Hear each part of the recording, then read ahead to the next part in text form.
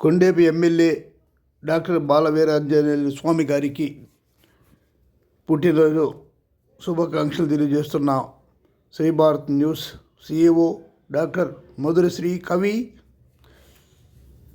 BJP social media Kondepi incharge మరియు CBK రచయిత,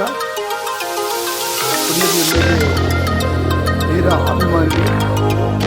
మధురశ్రీ గారిని